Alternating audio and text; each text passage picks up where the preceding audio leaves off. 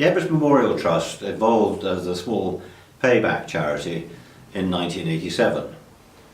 For 10 years prior to that, I'd been fortunate enough to be an expedition doctor accompanying expeditions around the world to climb various mountains. For many years I had wandered up and down the upper reaches of the Khumbu, and on those occasions we passed the hospital at Everest.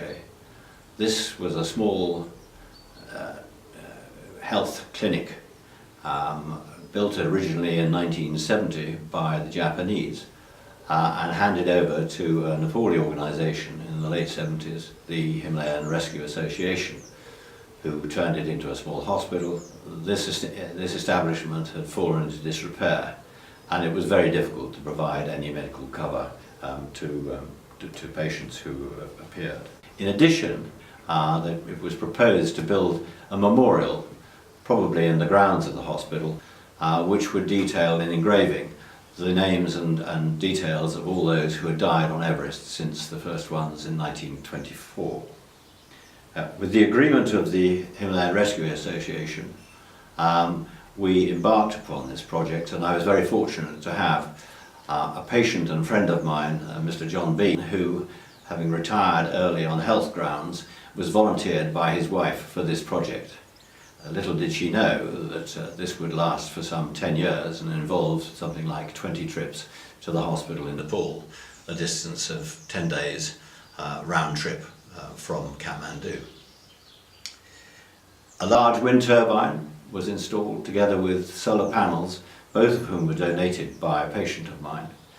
And the electricity provided from these was stored in 24 large submarine batteries, which powered the lighting and the power for all the medical equipment that was required, including 2 oxygen concentrators, which revolutionized the treatment of altitude problems.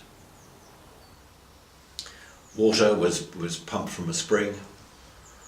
Hot water was further developed by solar arrays. An indoor toilet was constructed with a flush, and the whole building became more comfortable.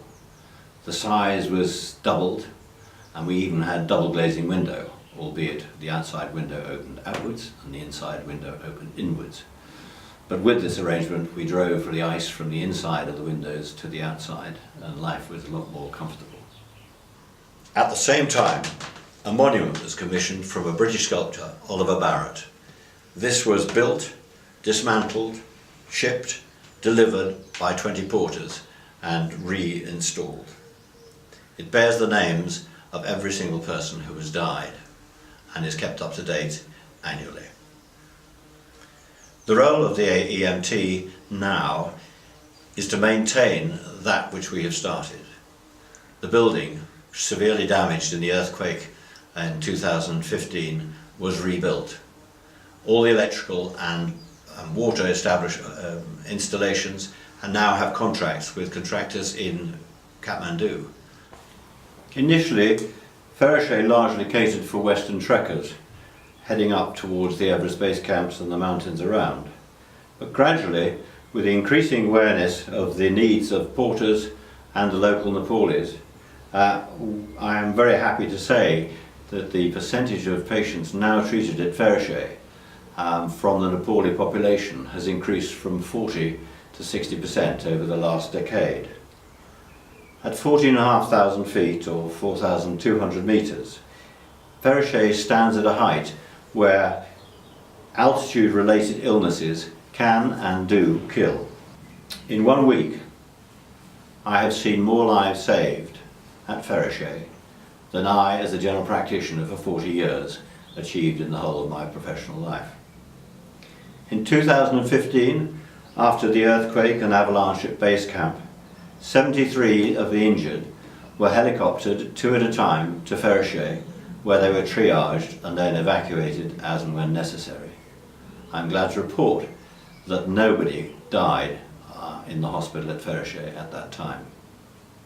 We will maintain the equipment, we will maintain the infrastructure of the building, and we will ensure that the medical services that are so ably provided by the doctors at Everest continue. to saving the lives of those who attend for our care.